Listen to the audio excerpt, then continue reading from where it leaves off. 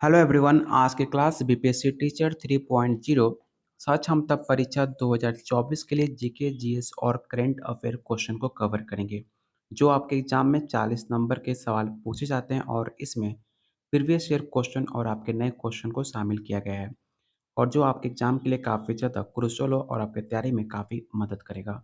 तो चलिए शुरू करते हैं आज का पहला क्वेश्चन। उससे पहले आपको बता दें कि जस्ट आपके 26 तारीख को जो आपका पेपर हुआ था सहसामता परीक्षा 2024, उसमें से आपके 5 से 10 सवाल क्वेश्चन जो आपको प्रैक्टिस सेट में डेली कराया जा रहा है, बिल्कुल आपको डिट्टो मैच किया था। जाकर आप प्रीवियस ईयर क्वेश्चन को आपके कल का जो पेपर हुआ है उससे आप टैली कर सकते हो। इसलिए आज के वीडियो में हम टोटल 40 क्वेश्चन करेंगे। 40 क्वेश्चन ध्यान से देखिएगा, ये सवाल आपके एग्जाम के दृष्टिकोण से काफ़ी महत्वपूर्ण है। अगर आप किसी भी सब्जेक्ट से तैयारी कर रहे हो, चाहे 1 टू 5, 6 टू 8, 9, 10, 11, 12, सारे सब्जेक्ट का नोट्स और आपके question answer topic wise theory हर चीज़ आपको प्रोवाइड किया जा रहा है, वो भी काफ़ी कम रेट में।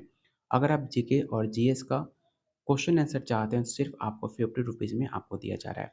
लेने के लिए आप इस नंबर पे व्हाट्सअप कर सकते हैं और ये सारे नोट्स आपके सिलेबस और आपके प्रीवियस ईयर क्वेश्चन के पैटर्न पे दिया जा रहा है। तो चलिए शुरू करते हैं आज का पहला क्वेश्चन। पहला क्वेश्चन है, निम्नलिखित में किस देश में सार्क सचिवालय का मुख्यालय आपको देखने को मिलता है? पहला ऑप्शन है अफगानिस्तान, श्रीलंका, भूटान या ऑप्शन डी है नेपाल। तो इसका राइट आंसर ऑप्शन आपका डी हो जाएगा। याद रखिएगा, सार्क का जो आपका मुख्य सचिवालय है वो आपके नेपाल में देखने को मिलता है, जिसकी स्थापना 8 दिसंबर 1985 को की गई थी, जिसके अंतर्गत आपके 7 देश हैं। वो कौन-कौन से 7 देश हैं? तो आपके भारत, भूटान, बांग्लादेश, मालदीव, नेपाल, पाकिस्तान और श्रीलंका।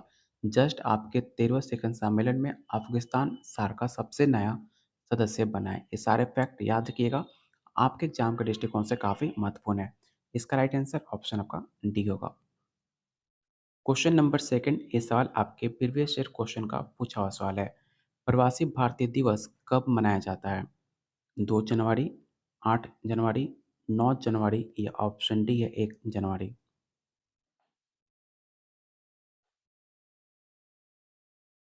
तो इसका राइट आंसर ऑप्शन आपका आपका सी हो जाएगा 9 जनवरी। तो ऑप्शन सी आपका राइट आंसर होगा। चलते हैं क्वेश्चन नंबर थर्ड पे। क्वेश्चन नंबर थर्ड है, निम्नलिखित में मार्शल आर्ट की कौन सी शैली केरल से आपका संबंधित माना जाता है? गट्टक, सिलंबम, पाइका या ऑप्शन डी है कालारिपट्टू।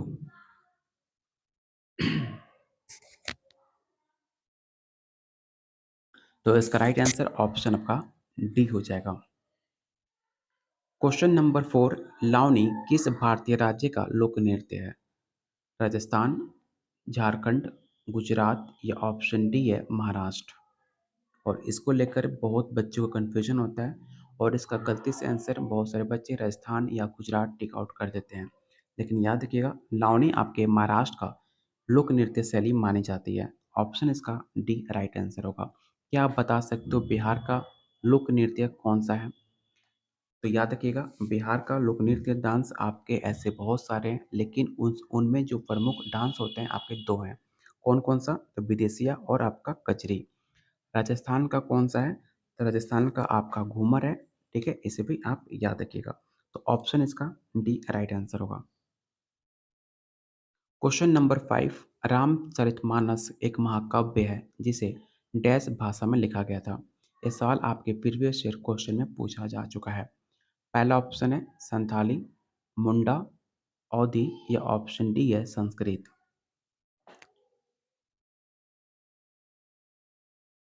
तो इसका राइट आंसर ऑप्शन आपका सी हो जाएगा। क्या आपको बता सकते हैं कि रामचरितमानस किसने लिखा था? तो काफ़ी फेमस क्वेश्चन है, तुलसीदास ने इसको लिखा था। ठीक है, ऑप्शन इसका सी राइट आंसर होगा।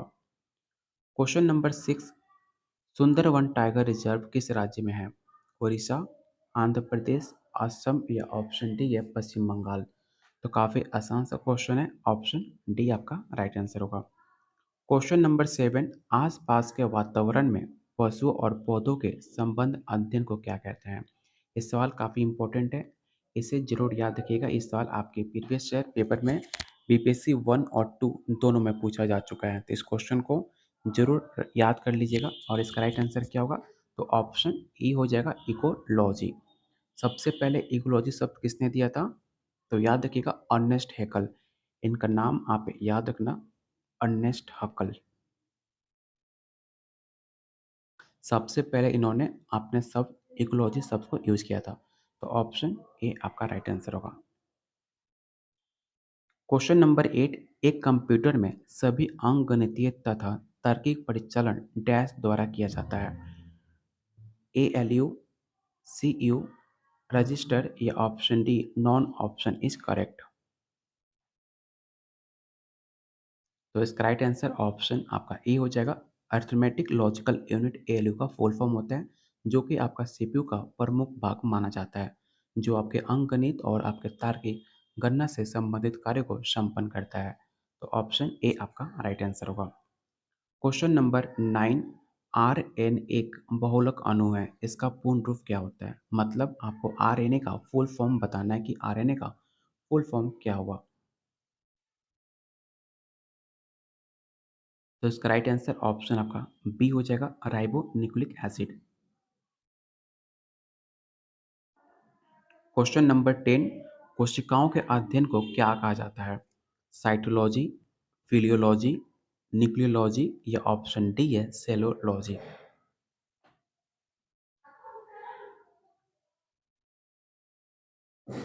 तो इसका राइट आंसर ऑप्शन आपका ए हो जाएगा।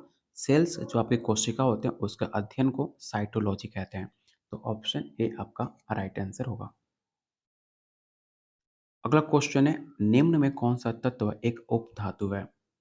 टीन, बिस्मथ, फास्फोरस या ऑप्शन डी है silicon.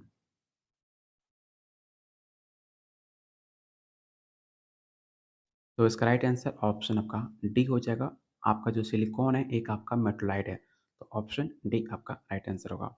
Question number 12, Isaac Newton गति के कितने नियमों का सूत्रीकरण किया था? इस सवाल आपके प्रीवियस ईयर क्वेश्चन का पूछा हुआ सवाल है। पहला ऑप्शन है 4, 3, 2 या ऑप्शन डी 5।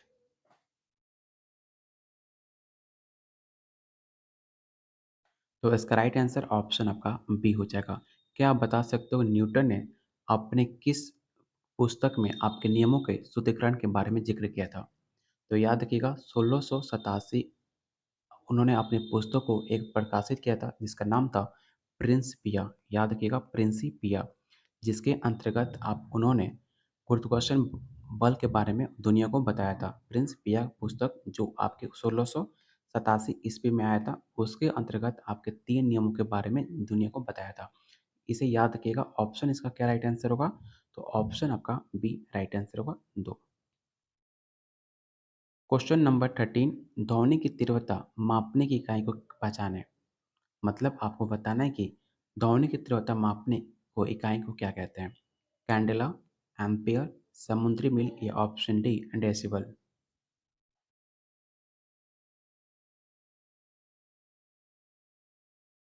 तो इसका राइट आंसर ऑप्शन आपका डी हो जाएगा डेसिबल। क्वेश्चन नंबर 14 आपके प्रीवियस ईयर क्वेश्चन का पूछा हुआ सवाल है। योजना आयोग की स्थापना कब की गई थी? 2019, 2000, 1947 या ऑप्शन डी 1950।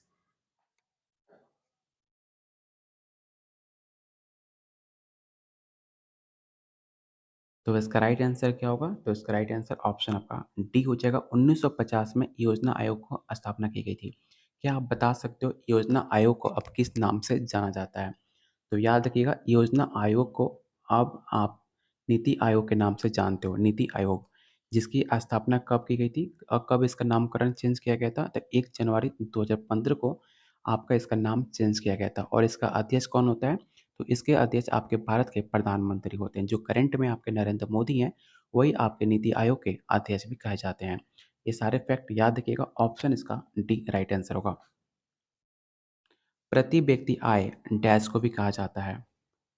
सकल राष्ट्रीय उत्पाद, सकल घरेलू उत्पाद, औसत आय या ऑप्शन डी है कुल आय। ये सवाल आपके साथ क्षमता परीक्षा 26 टू फरवरी 2024 का सवाल पूछा जा चुका है कि प्रति व्यक्ति आय को डैश भी कहा जाता है। तो इसका क्वेश्चन राइट आंसर क्या होगा? तो ऑप्शन सी आपका राइट आंसर होगा। जो आपका 26 क्षमता परीक्षा जो हुआ था, उसका जो क्वेश्चन है, जो भी आपके पेपर में सवाल पूछे गए थे, मैक्सिमम क्वेश्चन को मैंने अपने टेलीग्राम चैनल पे जाकर पोस्ट किया हुआ है। अगर आपने क्षमता परीक्षा 2024 का क्वेश्चन नहीं देखा है, तो आप टेलीग्राम चैनल ज्वाइन कर सकते हैं मेरा, जिसका लिंक मैंने डिस्क्रिप्शन बॉक्स और कमेंट बॉक्स में दिया हुआ है। आप जाकर टेलीग्राम चैनल ज़रूर ज्वाइन कर लेना। वहाँ पर जाकर आप क्षमता परीक्षा 2024 का 26 तारीख को जो आपका पेपर हुआ था, उसका क्वेश्चन मैंने पोस्ट किया हुआ है अपने टेलीग्राम चैनल पे, जाकर उसे ज़रूर देखिएगा। ओवरऑल एक आपको आइडिया लग पाएगा कि क्वेश्चन आपके एग्ज़ाम में कैसा पूछा जाएगा। और इसका राइट आंसर क्या होगा? तो ऑप्शन सी आपका राइट आंसर होगा। और प्लीज़ जितने लोग आप वीडियो देख रहे हो, अगर आप चाहते हो आपके एग्ज़ाम तक डेली ऐसे इंपॉर्टेंट क्वेश्चन कराए जाएँ, जो आपके प्रीवियस ईयर क्वेश्चन और आपके नए क्वेश्चन को शामिल किया जाए, जो आपके पेपर में डायरेक्ट देखने को मिले, तो प्लीज़ वीडियो को लाइक और शेयर करना बिल्कुल मत भूलिएगा। अगर आप पहली बार चैनल पर विज़िट कर रहे हैं, तो चैनल को ज़रूर सब्सक्राइब कीजिएगा, क्योंकि इसमें आपको ऐसे कंटेंट मिलेंगे, जो आपके एग्ज़ाम में डायरेक्ट बेनिफिशियल होंगे। चलते हैं हम अगले क्वेश्चन पे। अगला क्वेश्चन है, कौन-सा देश चावल का सबसे बड़ा उत्पादक है? ब्राज़ील, चीन, यूनाइटेड स्टेट या ऑप्शन डी है भारत। ये सवाल आपके प्रीवियस ईयर क्वेश्चन का पूछा हुआ सवाल है। तो इसका राइट आंसर क्या होगा? तो ऑप्शन आपका बी राइट आंसर हो जाएगा। चीन कौन-कौन चीज़ में सबसे पहले आता है? तो याद रखिएगा, चावल हो, चाहे गेहूँ हो, चाहे आपका तंबाकू हो, उसमें सबसे पहले आपका चीन का नाम आता है। दूसरे स्थान पे आपके चावल में और आपके गेहूँ में भारत आता है। तो इसे ज़रूर याद रखिएगा। ऑप्शन इसका बी राइट आंसर होगा। क्वेश्चन नंबर 17, सबसे बड़ा और सबसे गहरे महासागर का नाम क्या है? आर्कटिक, प्रशांत, अंटार्कटिका महासागर या ऑप्शन डी है हिंद महासागर।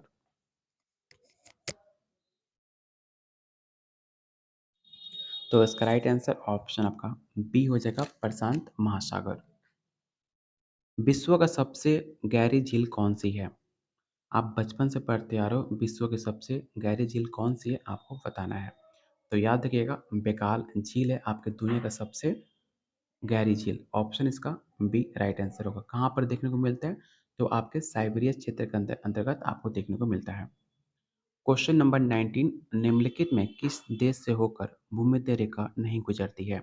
ये सवाल आपके प्रीवियस ईयर क्वेश्चन का पूछा हुआ सवाल है और काफ़ी इंपॉर्टेंट क्वेश्चन है। हमेशा आपके पेपर में भूमध्य रेखा को लेकर हमेशा 2 से 3 सवाल हमेशा पूछे जाते हैं। पहला ऑप्शन है गैबोन, थाईलैंड, युगांडा या ऑप्शन डी है इंडोनेशिया। तो इसका राइट आंसर ऑप्शन आपका बी हो जाएगा, थाईलैंड से कभी भी आपका भूमध्य रेखा नहीं गुजरती है। ऑप्शन बी आपका राइट आंसर होगा। और याद रखिएगा, कोलंबिया, ब्राज़ील, युगांडा, गणराज्य, केन्या, मालदीव, इंडोनेशिया, किरिबाती, ये सारे ऐसे देश हैं जिससे आप भूमध्य रेखा होकर गुजरती है। ऑप्शन बी आपका राइट आंसर होगा। क्वेश्चन नंबर 20, तारे का वर्ण निम्नलिखित में किसका सूचक है?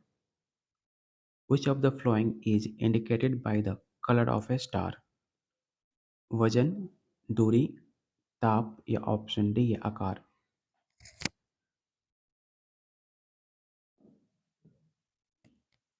तो इसका राइट आंसर क्या होगा? तो ऑप्शन आपका सी राइट आंसर होगा। क्वेश्चन नंबर 21, भारत आने वाले प्रथम यूरोपीय कौन था? ब्रिटिश, डच, फ्रांस या ऑप्शन डी पुर्तगाली।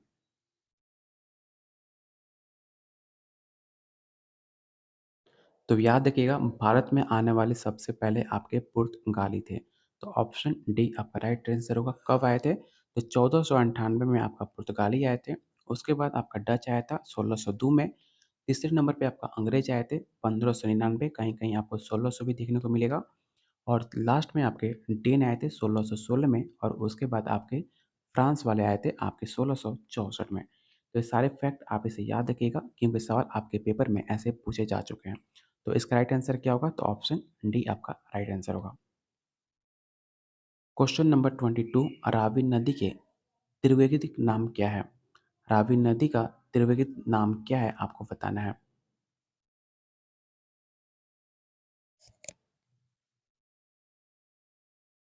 तो इसका राइट आंसर क्या होगा? तो ऑप्शन डी राइट आंसर हो जाएगा। क्वेश्चन नंबर 23, निम्नलिखित में कौन पृथ्वीराज चौहान का दरबारी कवि था? भगवान दास, ऑप्शन बी है चदम्बरदाई, बिल्हन या ऑप्शन डी है असंगा। तो इसका राइट आंसर क्या होगा? तो ऑप्शन बी आपका राइट आंसर होगा। क्वेश्चन नंबर 24, भारत में सिपाही विद्रोह कब शुरुआत हुई थी और कहाँ से शुरू हुई थी आपको बताना है। राजकोट, चंपारण, बरेली या ऑप्शन डी है मेरठ। तो भारत में सिपाही विद्रोह आपके मेरठ से शुरू की गई थी। कब की गई थी? तो 4 फरवरी 1922 को किया गया था। उत्तर प्रदेश के गोरखपुर जिले चौरा चौरी कांड से आपका स्टार्ट हुआ था। तो ऑप्शन इसका क्या हो राइट आंसर होगा? तो ऑप्शन डी आपका राइट आंसर होगा मेरठ। सॉरी इसका राइट आंसर क्या होगा? ऑप्शन डी होगा मेरठ। और कब शुरू किया गया था? तो 10 मई 1857 को आपके मेरठ के शहर से स्टार्ट किया गया था, जिसे 10 मई को कौन सा दिवस मनाते हैं? तो क्रांति दिवस मनाते हैं, इसे भी याद रखिएगा। और क्वेश्चन 25 का राइट आंसर क्या होगा? तो 25 का राइट आंसर आपके डी हो जाएगा 1922। 4 फरवरी 1922 को आपका चौरा चौरी कांड हुआ था। उत्तर प्रदेश के अंदर आपको एक चौरा चौरी स्टेशन देखने को मिलता होगा। ऑप्शन इसका डी राइट आंसर होगा। क्वेश्चन नंबर 26, ड्राफ्टिंग कमेटी का गठन कब किया गया था? 17 अक्टूबर, 14 अगस्त, 29 अगस्त या ऑप्शन डी 9 नवंबर। तो इसका राइट आंसर ऑप्शन आपका सी हो जाएगा 29 अगस्त 1947 को डॉक्टर बी अम्बेडकर की अध्यक्षता में एक प्रारूप समिति ड्राफ्टिंग कमेटी की गठन किया गया था, जिसके अंतर्गत आपके टोटल 6 सदस्य थे। इसे भी याद रखिएगा। ऑप्शन सी आपका राइट आंसर होगा। क्वेश्चन 27, भारतीय संविधान का निम्न में कौन सा आर्टिकल अनटचेबिलिटी को समाप्त करता है? आर्टिकल 18, आर्टिकल 20, आर्टिकल 17 या ऑप्शन डी आर्टिकल 19। तो आर्टिकल 17 आपके अनटचेबिलिटी को समाप्त करता है, इसे याद रखिएगा। ऑप्शन सी आपका राइट आंसर होगा। क्वेश्चन 28, भारत के उपराष्ट्रपति का कार्यकाल कितना होता है? 4 साल, 5 साल, 2 साल या ऑप्शन डी है 6 साल।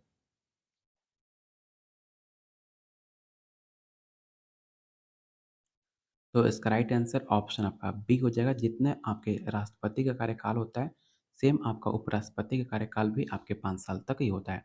इसे याद रखिएगा। ऑप्शन बी आपका राइट आंसर होगा। क्वेश्चन 29, राज्यसभा अध्यक्ष के रूप में निम्नलिखित में किसका उल्लेख देखने को मिलता है? प्रधानमंत्री, मुख्य न्यायाधीश, उपराष्ट्रपति या ऑप्शन डी या अटॉर्नी जनरल।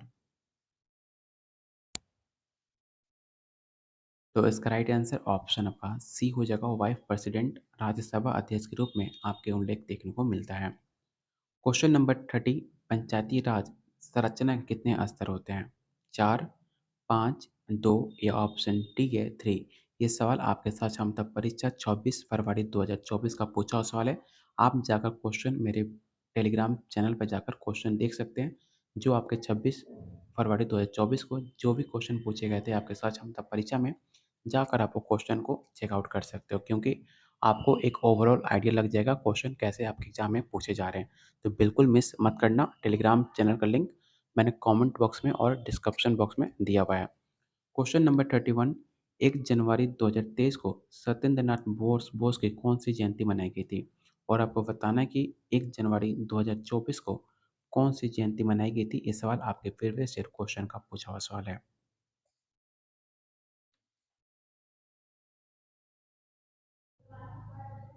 तो इसका राइट आंसर क्या होगा? तो ऑप्शन आपका ए राइट आंसर हो जाएगा। 129वीं जयंती मनाई गई थी 1 जनवरी 2023 को, और 1 जनवरी 2024 को 130वां जयंती मनाया गया था। इसे भी याद रखिएगा, क्योंकि सवाल आपके प्रीवियस ईयर क्वेश्चन का पूछा हुआ सवाल है। तो हो सकता है कि 1 जनवरी 2024 का भी पूछ सकता है। तो ऑप्शन इसका ए राइट आंसर होगा। क्वेश्चन नंबर 32, हाल ही में किस देश ने यूरो मुद्रा को अपनाया है? सिंगापुर, जमैका, ताइवान या ऑप्शन डी है क्रोएशिया।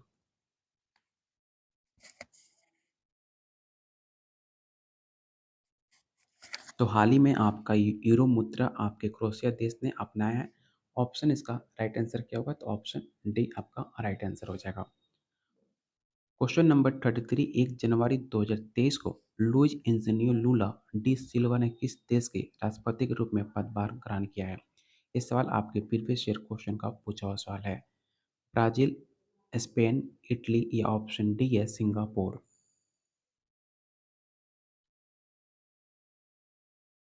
तो याद रखिएगा 1 जनवरी 2023 को लुइस इनासियो ने लूला डी सिल्वा ने ब्राज़ील के 39वें राष्ट्रपति के रूप में अपना पद ग्रहण किया था।